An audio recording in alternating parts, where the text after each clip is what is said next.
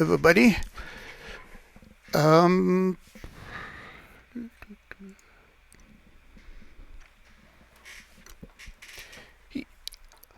Okay, hey everybody. Plan for today, matching, bipartite matching. What should we do if we don't want to use ILP? Hopefully OBS and everything will behave nicely this time. If not, then as usual, we'll switch to Zoom only. Any questions before that? Homework 5, anything else? By the way, do you hear me? Yeah, we hear you. Okay, perfect. Questions, anything else? Homework 4 that you want me to address? I plan to invest more time, but if there is something burning about homework 4 that you want me to chat about, if you started to work on, homework 5 or homework 6, if you started to look at. So at the moment I'm planning to easy homework, that is 6 and 7. I think that we have enough time, and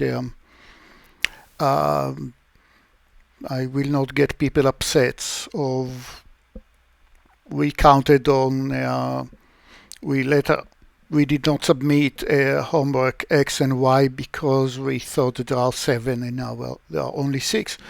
But I'm aware that I'm not the only course that you are taking right now. I'm aware that it's not the time of that may be in terms of the number of hours that you slept in the last week. It's not the optimal time to go into too heavy things. So, yeah. Questions? Nothing at the moment. Okay. We talked about a bipartite matching and matching in graphs. In general, matching in graph in the version that was taught on the 90s, 2000, was talking about a set of males, set of females. Each one know a few people from the opposite gender. That's what the red edges are denoting. And we are looking for a maximum cardinality matching, which was to pick a subset of the edges so that the matching is monogamous. Each male match to one female, each female match to one male, and so on. We sometimes you'll see it as an assignment problem that will say here is a list of instructors, teachers, this is A. Here is a list of courses, this is B. An edge between A and B indicates that instructor AI is capable of teaching the course B1. Instructor AI is also able of teaching the course B3. And we are looking for as many courses that we'll offer next semester as possible, provided that each course will be taught by exactly one instructor and each instructor will teach exactly one course. So that's another story where such a maximum cardinality bipartite matching might appear. It might also appear in the final exam as a question about LP and ILP, when we are using LP to denote it or ILP to solve the matching problem. All we need to say is that if there is an edge from AI to BJ, then we'll denote this edge AEK by an we'll assign a variable xk which is 0 or 1, that is xk equals to 1 if and only if ek is in the matching, and we are trying to maximize. We had it in the slides, 2 decks of slides before. Maximize sigma of xi, match as many edges as possible, provided that for every ai, the sum of all the xj such that ai is an endpoint of ej, that is the sum of ai bj. It will be the sum of xk in this case, and the sum of ai b1 and the sum of ai b3. Look at, let's call this e1, e2, and ek. Then this sum of x1 plus x2 plus xk. What do we want the sum to be? It should be small or equal than 1. But every vertex is matched only to at most one vertex on the other side. And the same for the bj's. And I strongly and passionately convinced you that ILP is fantastic because you can solve with it many variants of matching that the algorithms that we are going to discuss today has harder problems or cannot at all address these variants. For example, the graph doesn't have to be bipartite for this type of matching. For example, we can look at the maximum cardinality matching. Add for every edge a weight of this edge, and maximizing not the number of edges but the sum of the cardinalities. We can enforce perfectness, that is, every vertex will be matched in this condition, and so on and so forth. ILP is just much more general, but there are good reasons also to look at this direct bipartite matching algorithm, especially the algorithms that we are going to discuss today, the maximum cardinality matching, that is fine matching with as many edges as possible. The algorithm that we are going to discuss today is performed in order n times m, not too slow.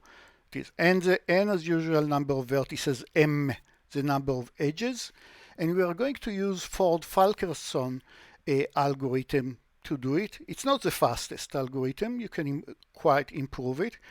And this algorithm is actually an algorithm for finding maximum flow, find the max flow in a network. So, which is we also talked directly about network flow problems, but Ford-Fulkerson, both in the version for matching and then the version for maximum flow, both these versions are simple, a lot of good ideas to take from these algorithms. Or these two versions of the same algorithm. Okay, everybody understand what's the problems that we are going to solve, right? Everybody understand what is a matching, bipartite matching, just an assignment. Matching is legit only if we are only using edges of the original bipartite graph. If you don't remember, bipartite graph is a graph for which the set of vertices can be written as the union of two disjoint subsets, one called A, one called B, and every edge is connecting one AI to one BJ. There is no edge between two AIs, there is no edge between two BJs.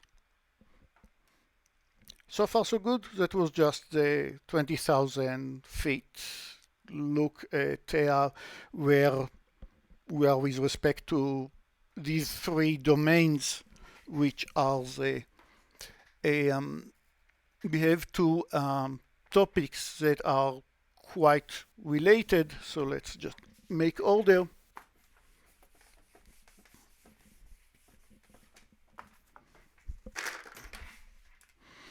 Don't confuse, we have the matching using LP or ILP. Sometimes you cared about the matching being weighted or unweighted. We have the matching using a network flow.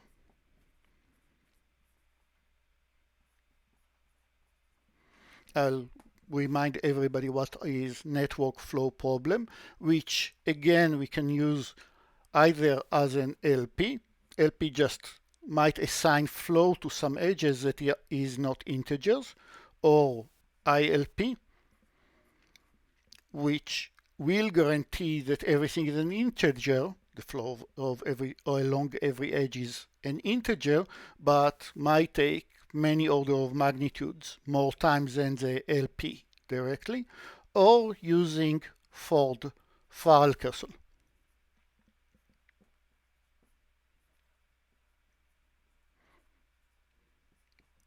FF, or one of the algorithms that followed it later. Sometimes you'll hear, or maybe you've seen in other courses, the algorithm of Edmonds Karp. Sometimes I'm teaching it in 445, also to solve network flow directly. So all these methods refers to take the matching problem, convert it into a network flow problem, and now here are all the different ways to solve network flow problems, that is, finding the maximum flow in a network given that there are some constraints. Or we can use matching using Ford-Falkerson, the same Ford-Falkerson that you see right here, and in this case directly,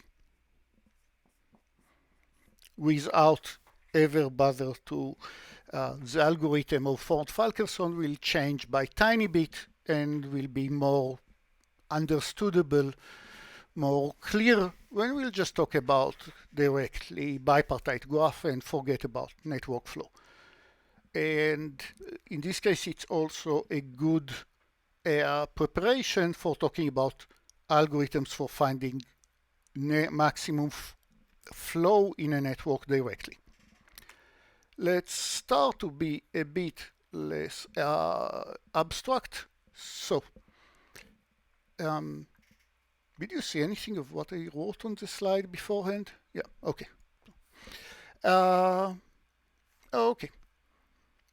So here, just repeating everything that I mentioned: maximum cardinality, matching, find a subset of edges, instructors teach one course, course wants instructor, etc. And in red will be the edges of the matching. And let's see how we express the matching as a network flow problem. So a matching as a network flow, if you remember, we have a directed graph.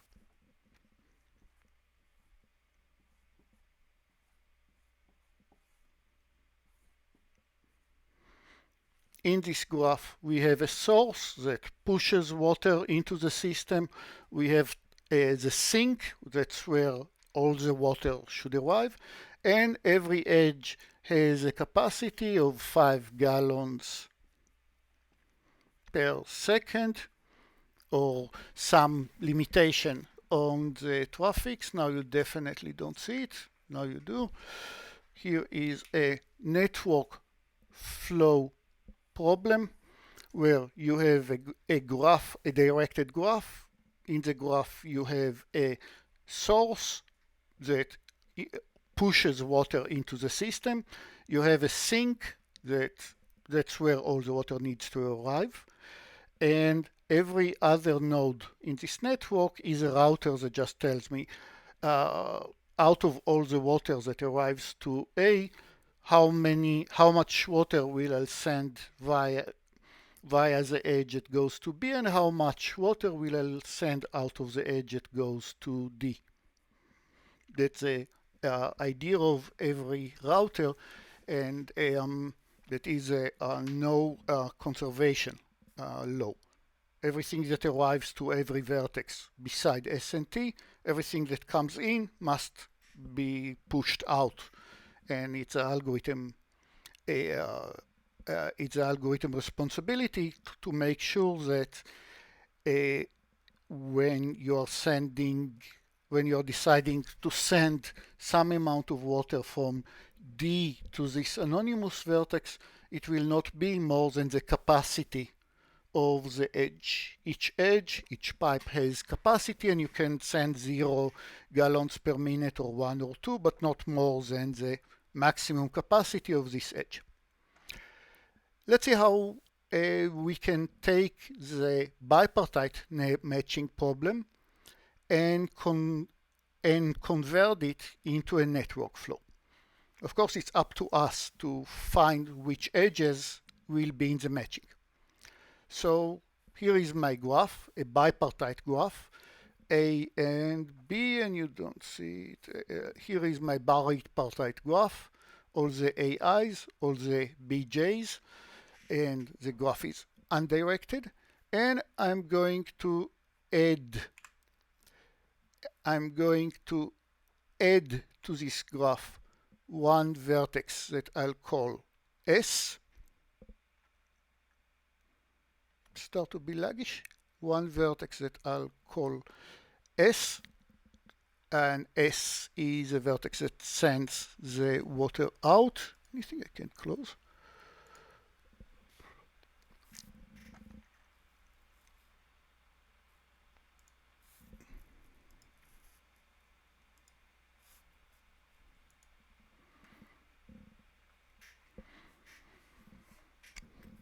And I'll send to this vertex.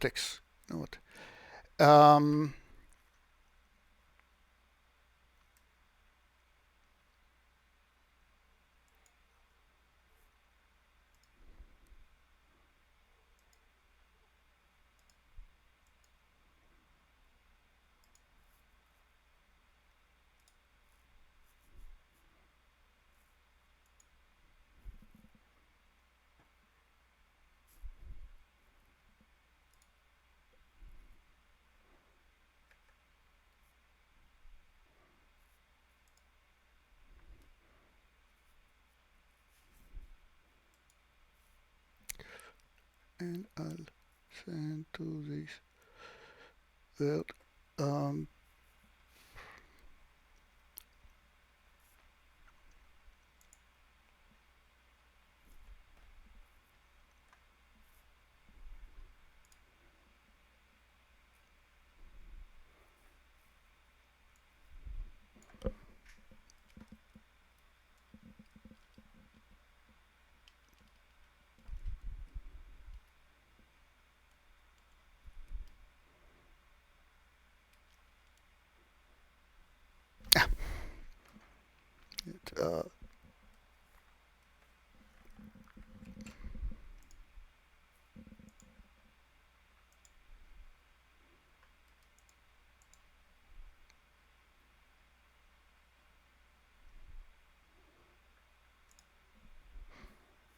Okay, let's get back.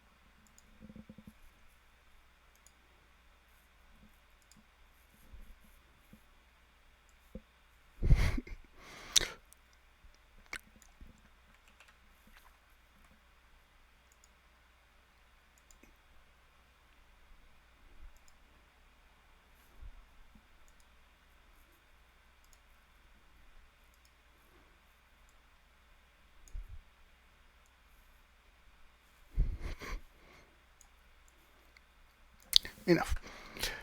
Yeah, so I'll send a,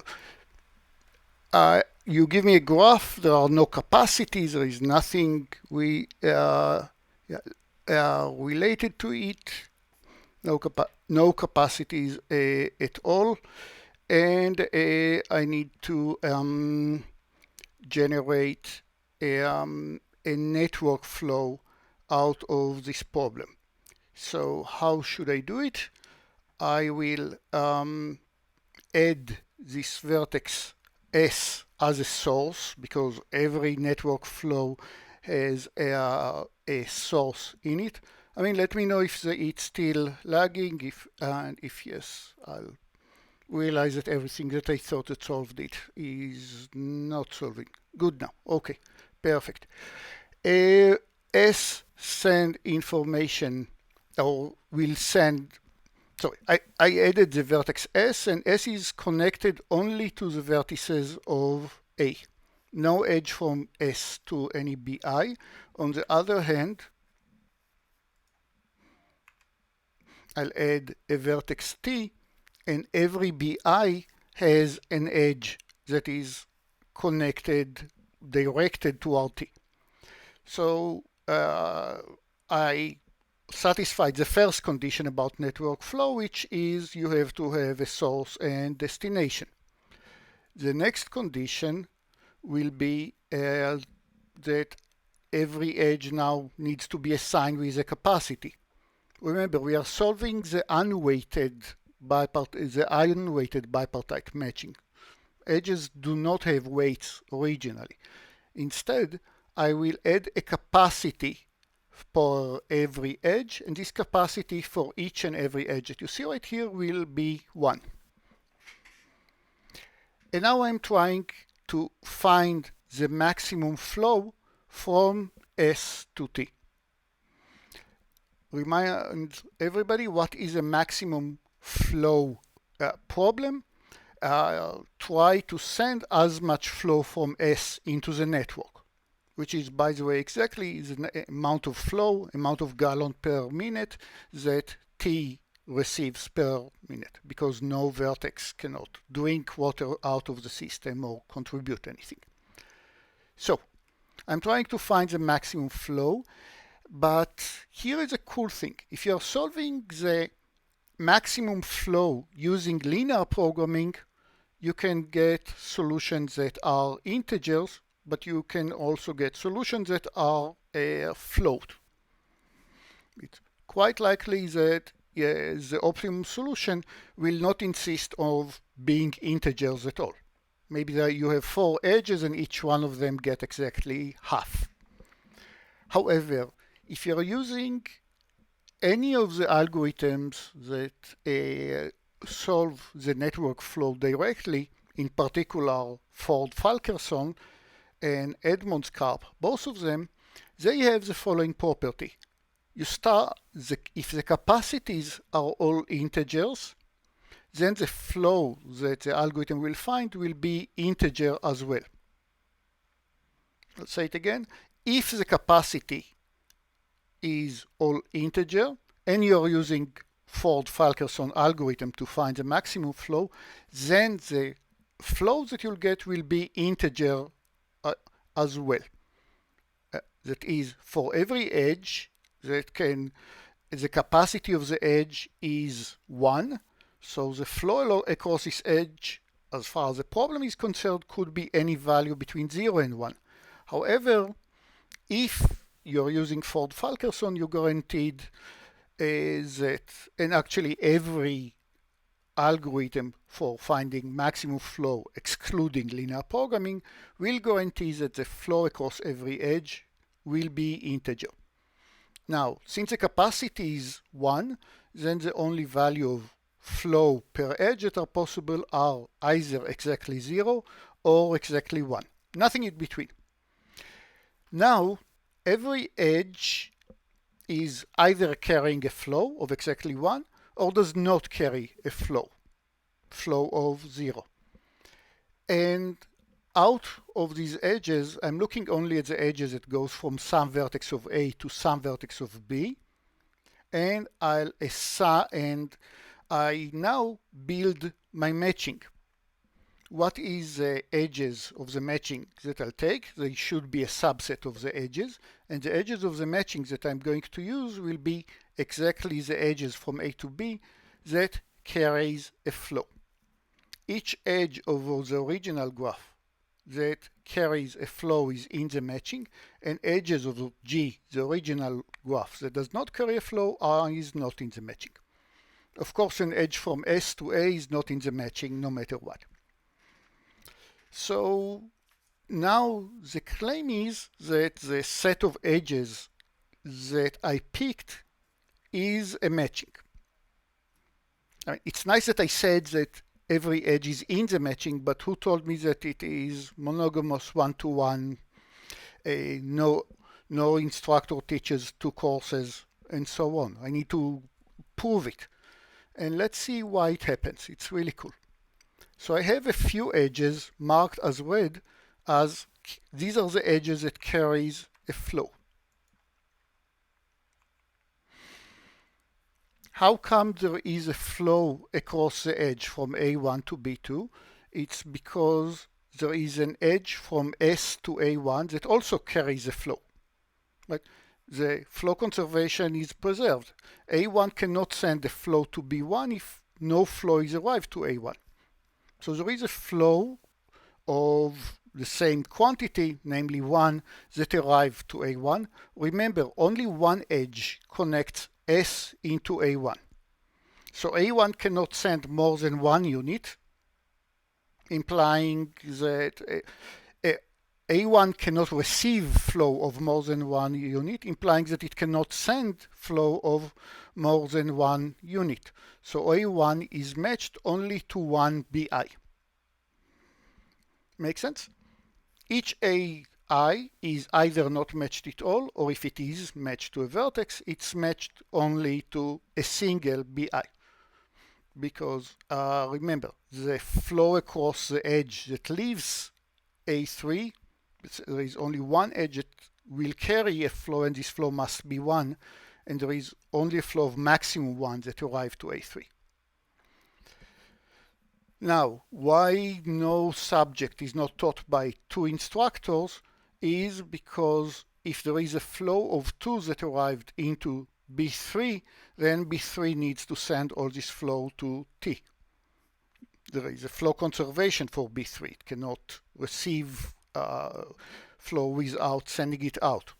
So there is a flow of as much as you want that arrives to B3, but B3 can send to T only 1 gallon per minute because the capacity of this edge is 1, implying that B receives flow only from a single AI, which implies why no BI is not matched to 2 AJs. Okay, so it's monogamous from both sides. It's also the maximum flow that you are pushing, which implies that the matching that you found is exactly has maximum cardinality. If you could have added any more edge, like the edge from A to B1, I can add it to the matching, and I can add it also to the flow by connecting the path that goes from A2 to B1. So maximality of one implies maximality of the other. So it shows that these 2 problems are somehow equivalent. At least that the max flow is not harder than that the maximum cardinality matching is a variant of the maximum flow, at least in very simple network. Okay, and you can easily see how you can handle it if suddenly there is one instructor that wants to teach 2 courses. Just the capacity of the edge that arrives to this instructor will increase from 1 to 2. So it can receive 2 gallons per minute, but it can send per edge only 1 gallon. So it will be 2 edges that it's connecting to. Okay, so that's just to show you the correlation between the flow problem and the matching problem. By the way, using the matching problem, I think that I asked you in the homework to find maximum set of a vertex of a edge disjoint path, which you are just finding exactly in this way. Add a vertex of S, add a vertex of T. Actually, you had these vertices at the input. Yeah, and you're using similar tricks. Next, let's talk about the Ford-Fulkerson algorithm when we forget everything about flow. Forget anything about flow. From now on, I just have bipartite matching problem. And I want to find as many edges as I can, as long as no vertex is on two edges of the matching. So how does Ford-Fulkerson works? It's iterative algorithm. It will start where the matching set of edges in the matching is an empty set. In M, there is no edges of the matching. There are a lot of edges over here. In this case, there is only one edge in the matching. And now at every step of the algorithm, every iteration of the algorithm, I'm going to increase the cardinality of the matching by 1. At every iteration of the algorithm, I'm going to find a way to increase the cardinality of the matching by 1. That is, I'll start where M is 0, and hopefully I'm getting to M, which is the number of vertices in A or the number of vertices of B, the smallest of the two. Right? That's the maximum size of a one-to-one matching that I can find. It's also important to note what I'm not saying in this sentence. This sentence does not indicate that I'm increasing the matching incrementally. The cardinality of M will increase, but this does not imply that I'm only adding edges to M. There will be cases that I'll have to remove edges from M. Even though the cardinality, the number of edges in M will increase, sometimes I'll have to remove edges from the matching. And the simple example to think why I need to remove edges from the matching, why this is not exactly a greedy algorithm, is let's think about these subgraphs that consist of A3, A4, B3, B4, and you see the three edges between them. And let's say that the matching right now consists only of these diagonal edges. Ignore A1, B1, ignore A2, B2, only A3, A4, B3, B4, and try to increase the matching in this subgraph. Well, obviously in this subgraph I cannot add the edge A3, B3 because the diagonal edge will contradict it. Right? I cannot have A3 match to both B3 and B4, so I cannot use this direct edge.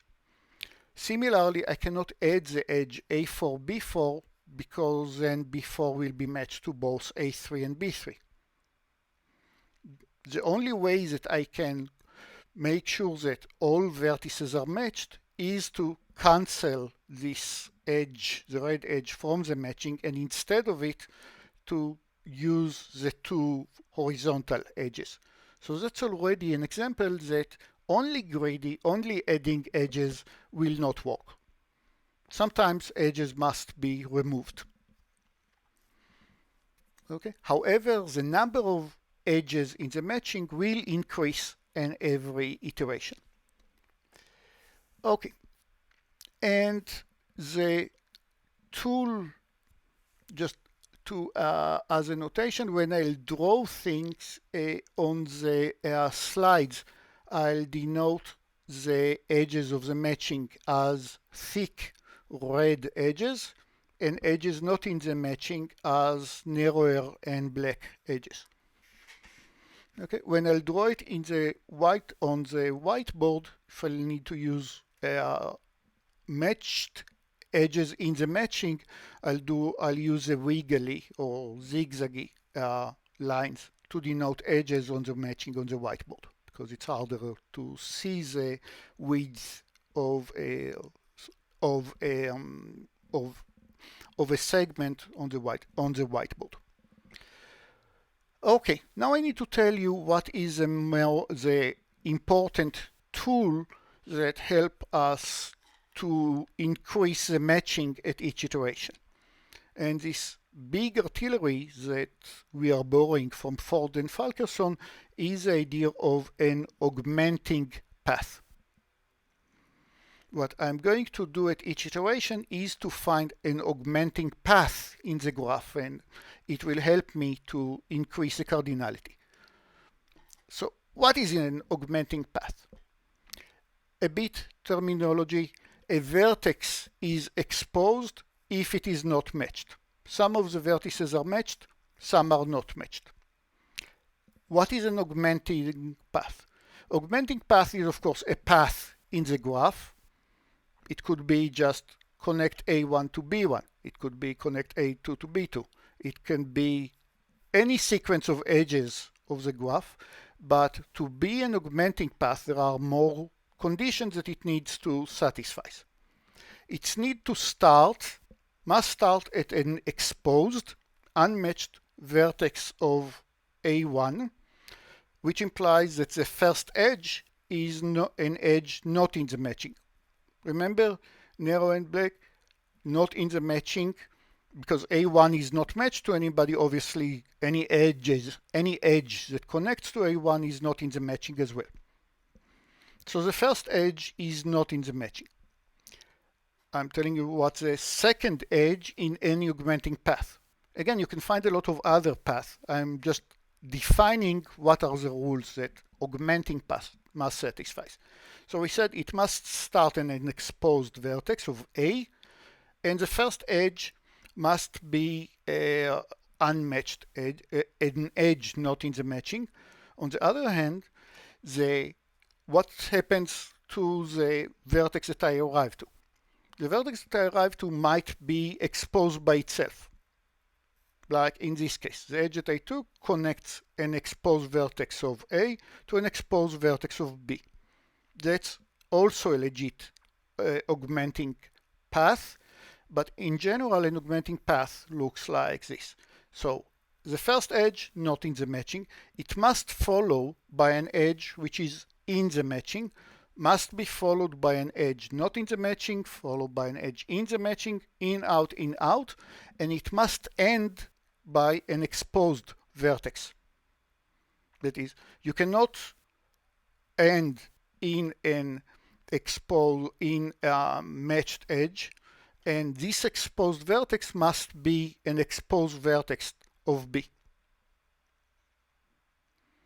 Okay, start an exposed vertex of A, ends at an exposed unmatched vertex of B, and as you're walking along this path, edges are appearing as in the matching, not in the matching, in the matching, not in the matching, in the matching, not in the matching.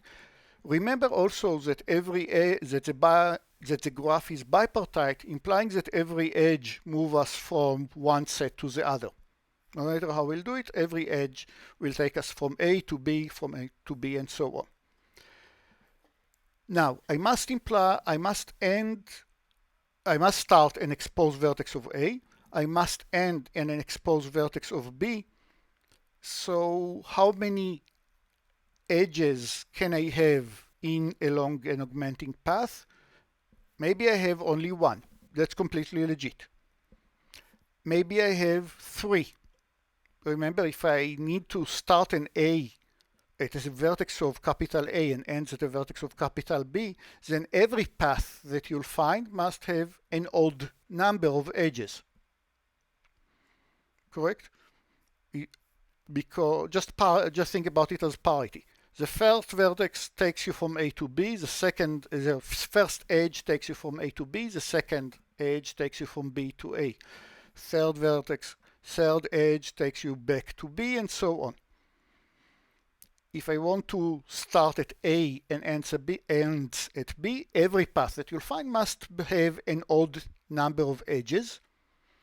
And notice also, and it's quite important, that the first edge and the last edge must be edges not in the matching. Everybody understand all the rules about the augmenting matching? Not what it is good for. Some of you definitely sees it by now, but I still didn't tell you why it is such a useful tool. I just define what is an augmenting path. Start at exposed vertex of A, ends at exposed vertex of B, and along it the edges are appearing as not in the matching, in the matching, not in the matching, in the matching, yada yada. Of course, if it has only one edge, like in this case, then it's also an augmenting path because I start and end in exposed vertices of A and B correspondingly. Definition is clear? Lagging is still okay? Looks like a 1 minute delay at the moment. Okay, thanks. And here is the copying of the slides. I didn't finish all the slides and all the animation that I wanted, but I think that we can definitely understand what's going on. So here is the path that you saw a minute ago in the previous slide, the augmenting path that I just showed you. Where do you see an augmenting path in this graph, by the way?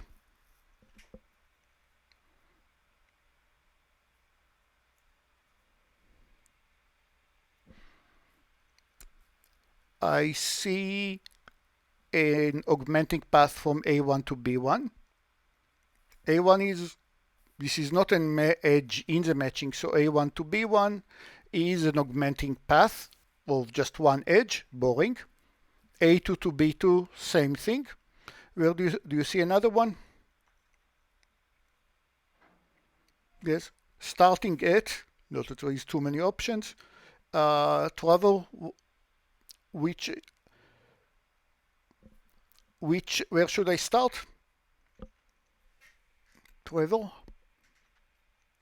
Yeah, sorry. Are you asking for one of the augmenting paths? Yeah, in this example. A1 to B1 or A2 to B2? So, yeah, this is an augmenting path. This is an augmenting path. And the third one is? So I didn't think there was a third one. Okay. A3 and B4 in matching. So in this example, there are three augmenting paths. Would the last one be from A4 to B4 to A3 to B3? Yes. Just to say it formally, from A4 to B4, remember A4 is a vertex of A and is exposed, not matched. No red edges connecting to A4. Going to B4 via an edge not in the matching. From B4, I'll go to A3 via an edge in the matching and go now to B3 via an edge not in the matching, and B3 is exposed. So what do I do when I find such an augmenting path? It's very elegant to my taste. Look at all the edges along this augmenting path. Make every edge which is not in the matching, make it an edge in the matching. Take every edge which is in the matching and remove it from the matching. So we can think about alternating path. A path is alternating if it just goes by in the matching, not in the matching, in the matching, not in the matching, and so on without necessarily a start and end in augmenting path. So you see, this was an alternating path, not in, not in, not in, and I'm converting it into an alternating path as well. But I just toggle, I switched between being the matching, B outside the matching. A1 to BK was not in the matching. I'll add it to the matching. BK to AI was in the matching, I'll remove it from the matching. Why do I remove it? Because had I leave this edge aka BKAI in the matching, but add to it A1 BK, then of course BK is now matched to two edges. It's an endpoint of two matched edges, which of course breaks down the rules of the matching. Must be 1-to-1. So by doing this flip, what happened to every vertex that was not exposed? What happened to every vertex that was matched? BK was matched before, it is still matched, correct? It is matched to somebody else, but it is still matched. BK is still matched.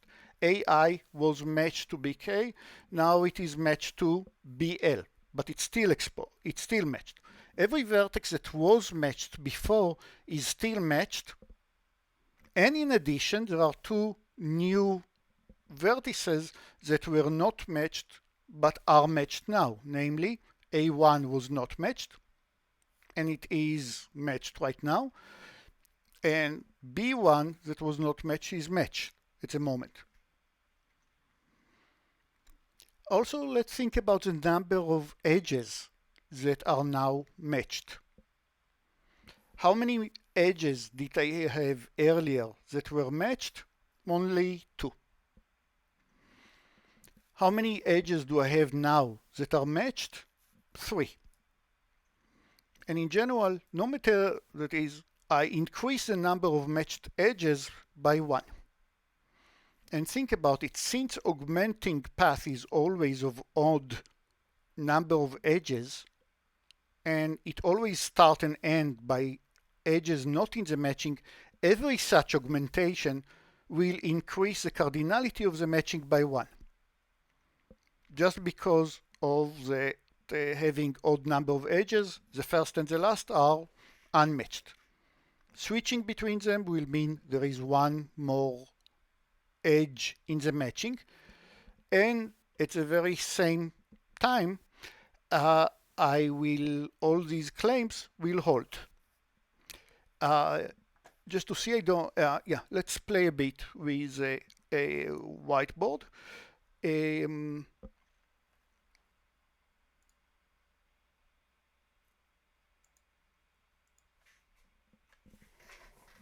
Let's see a few more examples.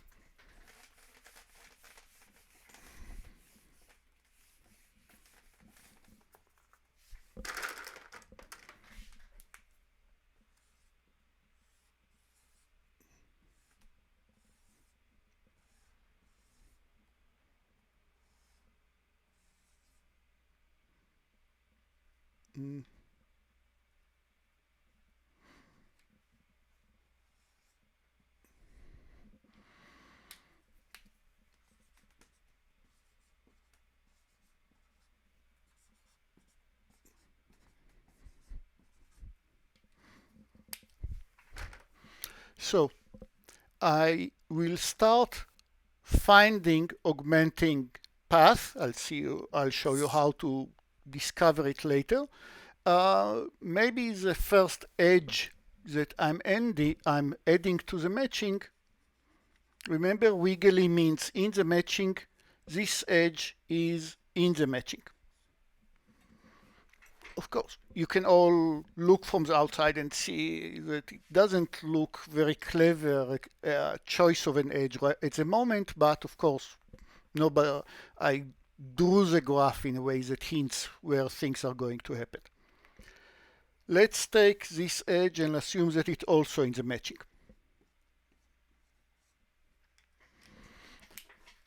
Show me the augmenting path. Where does it start? Is there an augmenting path at all? Yeah, I would start at A3. Yeah. A3 is exposed, not matched to anybody. I'll start from A3. will go to B3 will go to A2, B2 go to A1, B1, which is exposed as well, which will mean that the new matching, let's use blue for the new matching,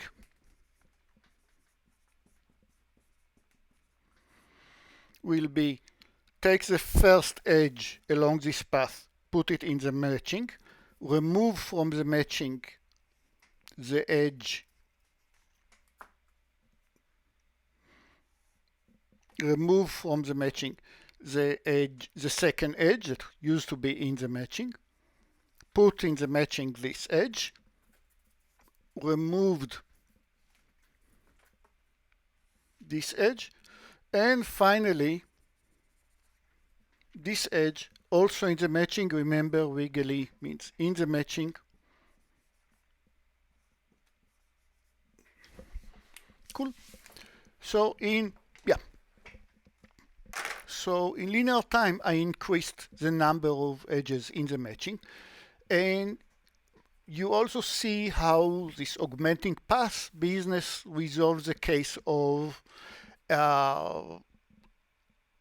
having an algorithm which is not greedy. Remember, we said I cannot only add edges, I need to cancel edges as well, exactly for similar cases like this, and the augmenting path deal exactly solve this. Is a tool that shows me which edges to add, which edges to remove.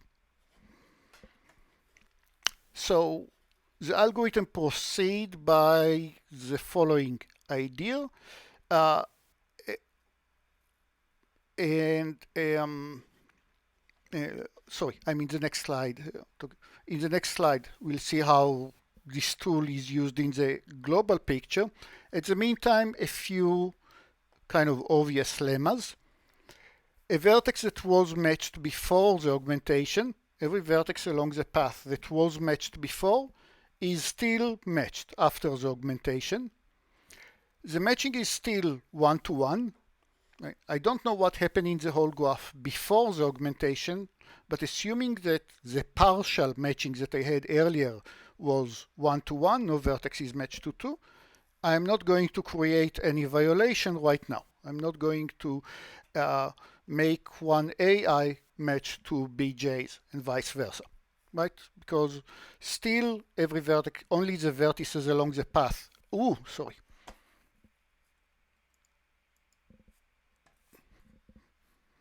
Every from the beginning, every vertex that was matched before is still matched, or because only the vertices of the path are changing, and we see that a vertex that was matched like AI is still matched just to somebody else. The matching is still legit, monogamous, one-to-one. No course is taught by two instructors, and so on, because everything that we did on the augmentation, who is risking being matched to 2BJ at the moment? We saw that every vertex along the path, it is matched, or it was matched before the augmentation to one vertex, and it is matched to another vertex right now. Who is in risk? Who we should mention it all? Of course, the first vertex and the last vertex that was, but we said that augmenting path must start and stop at exposed unmatched vertices. So by having B1 now finally matched, we are not creating any conflict for B1 that is matched to some other vertices. That's why we must end this whole path only at exposed vertices.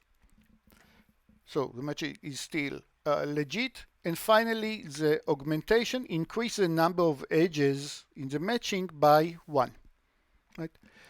I can, it does not mean that the matching consists only of edges of the path, right? I might have plenty of edges that are in the matching that are not on the path, but the total number of edges that are in the matching increased by 1 because the number of edges along the path that are matched is increased by 1. Okay, and nobody is losers. Every vertex that was, the algorithm is greedy in a sense that once a vertex is matched, it is always matched. However, to whom it is matched might change. Next, let's see how this algorithm, how can I find augmenting path and how does it work in the big picture. So, I'll think about the graph to start with as an undirected graph, and to find augmenting path, I'll add, not necessarily, but just to, if you want to recycle code that you might have from 345, had code from other places, do add another vertex, called it S, and make the graph directed by connecting S to every vertex of A using a directed edge. There are no capacities. I'm not making it into a network flow. I'm just making it into a directed graph. Next, assuming that I have some partial matching at the moment, maybe it's a final matching, maybe not. That's what I'm going to discover. Every edge in the matching is going to be directed from right to left. Again, edge in the matching will be directed from BI to AJ. Every edge which is not in the matching, but in the graph, of course, is directed, but now from left to right, from the vertex of A to the vertex of B. Okay. Edge in M are directed from right to left. Edge not in M are directed from left to right. And now, what should I do looking for augmenting path? I'll start from S and I'll run your favorite graph, your favorite algorithm for graph exploration. It could be BFS, it could be DFS, it could be some variant that you came up with. All these algorithms run in time, which is linear in the number of edges, and they are all very simple. Whichever you prefer, you can run either, you can use either one, BFS or DFS for sure, and start from S. And let's say that S is approaching an vertex that is not exposed, then I don't do anything about it. If I reach from S a vertex that is not exposed and vertex that are matched, I'll ignore this edge that's going to it. That is a better way to say it is actually to say add the vertex S and connect it, it's easier to explain if I'll say connect it to every AI, every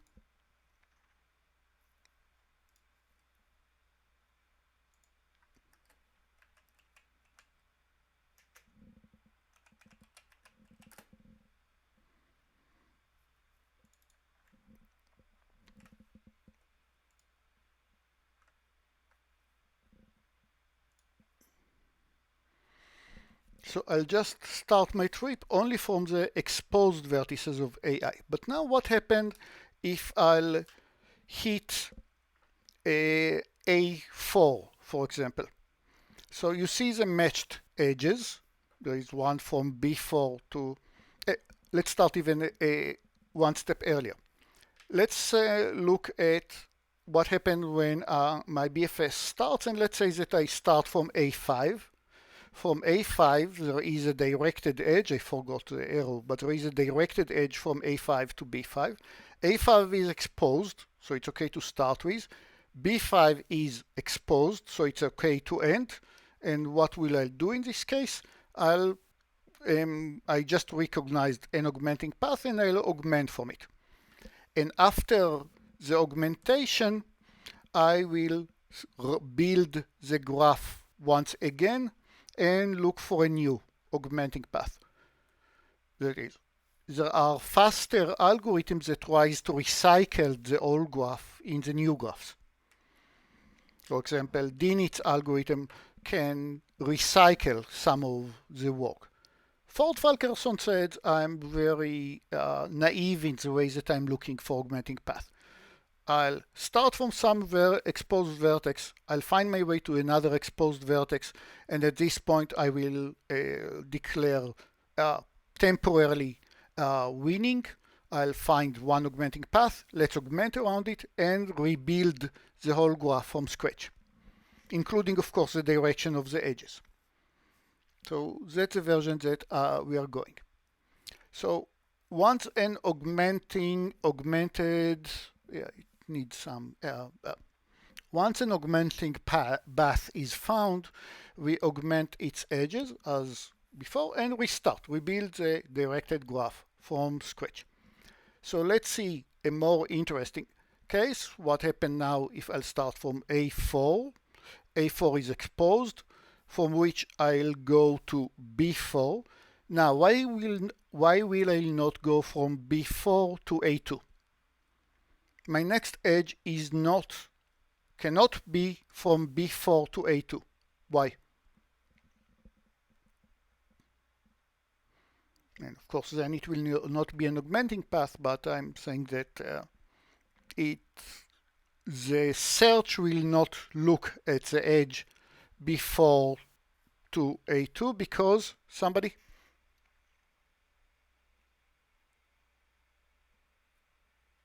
The edge is directed the wrong way. It's all the edges not in the matching are directed from left to right.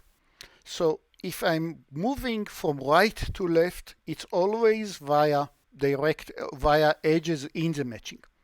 Again, if you're moving from B to A, it's always via an edge which is in the matching, and when you're moving from left to right, from A to B, it's always via an edge not in the matching.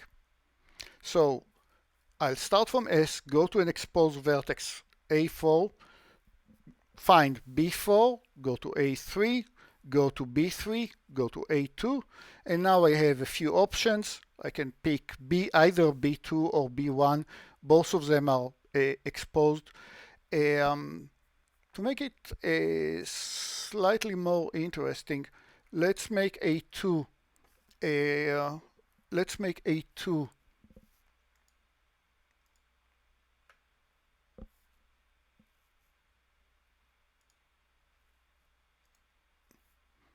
in the matching.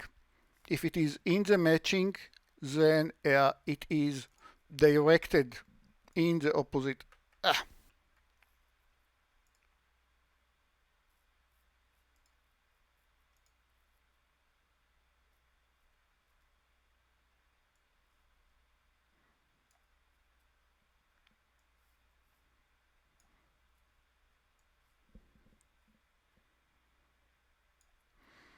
So what will happen in this case with the same augmenting path? Start from S, B4 to A3, B3, A3, and maybe my first attempt will be to go to B1, right? From A2 I can go to either B1 or B2. Let's assume that our DFS continues first into B1, which connects via a matched edge into A1. So I arrived to matched edge, but I arrived via a matched edge into A1, which is not exposed. So normally in this augmenting path search, I would look for an edge that leaves it into B, an edge not in the matching. However, there is no such edge in this case, so I need to retract. Everybody sees? I arrived to A1, but A1 is not exposed, nor there is no unmatched edges that leaves A1, so I need to retract. That's how DFS works. You try this edge, it didn't lead to anything useful, retract. Now from A2, you will go to B2, or you can also go, let's explore this option as well. From A2, let's explore the option of go to a B4, but from B4, we already visited B4 as when we found the path. So this will be a gray vertex when you look at the DFS. Eventually, I'll use the edge A2, B2. And what happened when I arrive to B2? Maybe there are no edges that leaves B2, because any edge that leaves B2 must be from right to left, must be an edge which is matched. And none of that exists. So I'm stuck at B2, but that's great because B2 is exposed. So to summarize what I said in the last 5 minutes, I started at A4 that was exposed. The DFS started at A4. The DFS eventually find this alternating path that ends at B2. This is an augmenting path, and everybody sees which edges I will put in the matching instead of the two diagonal edges. Everybody understand? All the edges along this path that are now not in the matching, that are now black, will become red edges. And by doing so, I increase the cardinality of the matching by 1. That is, after this augmentation, A4 will be connected to B4, A3 to B3, and A2 into B2. Now, there is always a chance that, before that, how does a graph looks like? Let's switch to the whiteboard. How does a graph looks like when I just start the algorithm? When I just start the algorithm, let's still use this one as an example.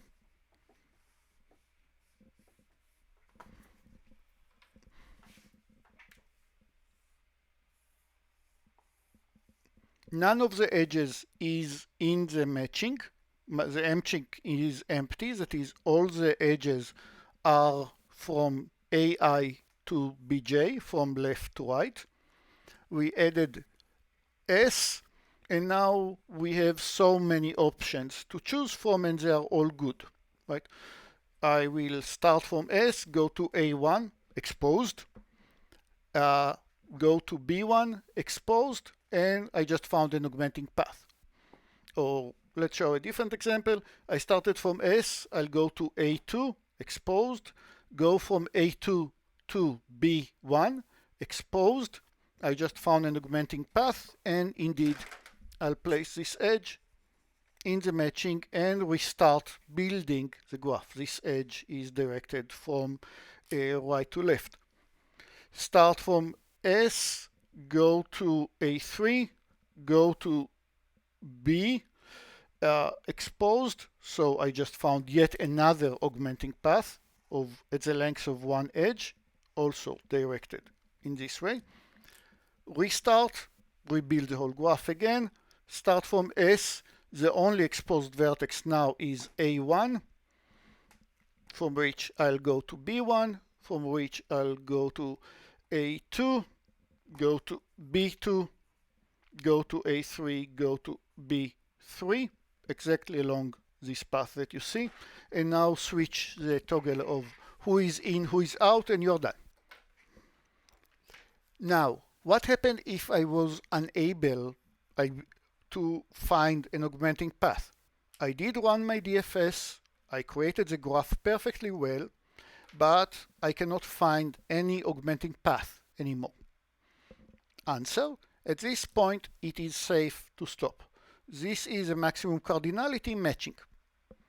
It could be unique, it could be one of a few other matchings that are all with the same cardinality, but as we'll see next class, it will, if I cannot find any augmenting path, I can find maybe alternating path, but not augmenting path, then it is because the matching is maximum. It's not a bug of the algorithm, it's not that a different algorithm would do anything much better. It would mean that the graph is optimum.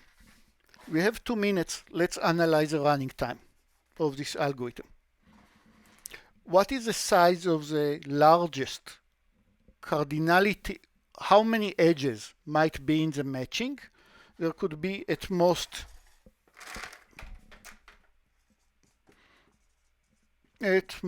n, actually it's n half n edges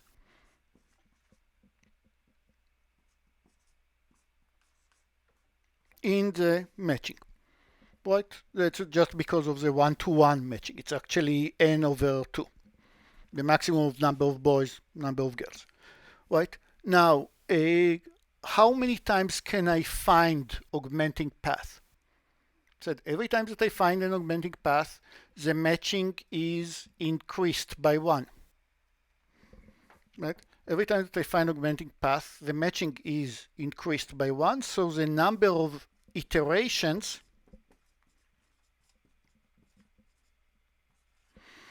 is exactly the cardinality of max matching, which is, as we said, smaller or equal than n. But I don't know that there is a perfect matching. I don't know that everybody could be matched, so it's small or equal. And how much time does it take to find one augmented path? Am I still visible there? Barely. Finding one augmenting path is done via DFS, so it takes order of m. M is the number of edges plus n, the number of vertices.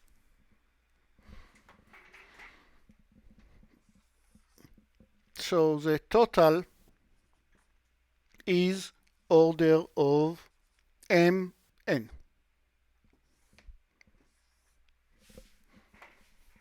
And in terms of implementation, it's just to run DFS multiple times or BFS or anything else, and it's very, very easy to implement. Correct?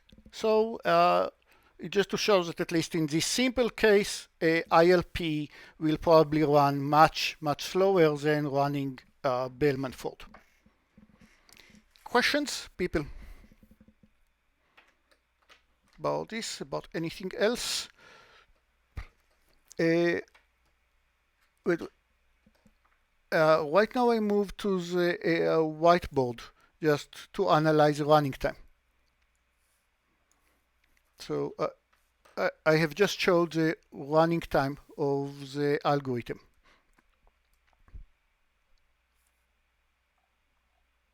Oh, but I'm answering a comment from 423.